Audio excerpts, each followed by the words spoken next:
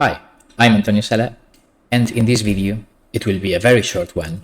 We will see that the SVD command for singular value decomposition and the PCA command from the statistics toolbox give the same results.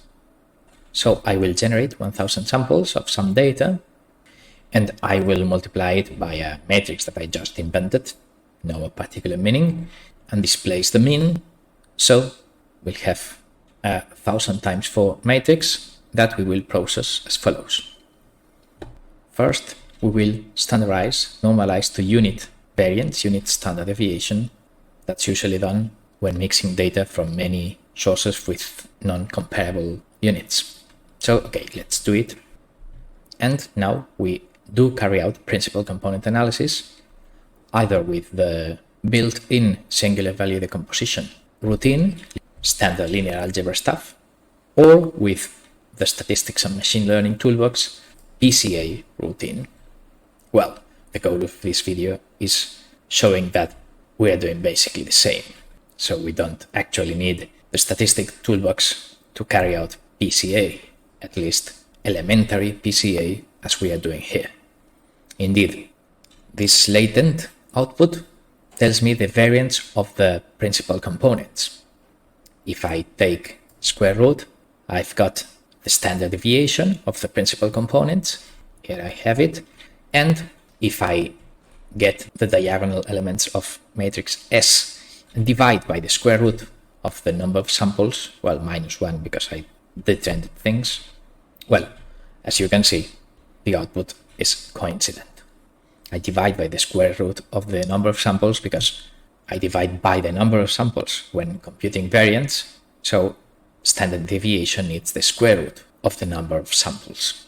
Well, with this square root trick, we get the same in S as in latent. Next, we'll see that V matrix and coef output are the same as well. Indeed, here we have it. It's the same change of variable. Well, we have a different in signs in the last columns, but that sign difference is irrelevant. It's not a problem in any application because it's as irrelevant as saying that positive is moving to the right or moving to the left. It doesn't matter in the subsequent processing. So coef and V matrix are the same, and of course the principal components themselves, the score in PCA jargon, is identical to U times S, or equivalent data matrix times V, because X is US V transposed and V is the inverse of V transposed. So okay, US and score are exactly the same, except of course the sign of these columns because we inverted the change of variable. And indeed the standard deviation of these principal components, standard deviation of this score stuff, is given by these values that are coincident with the latent or diagonal of S stuff we first analyzed. So this is it. We don't really need the statistics toolbox to do this straightforward principal component analysis. We can do it with the built-in SVD command in basic Matlab.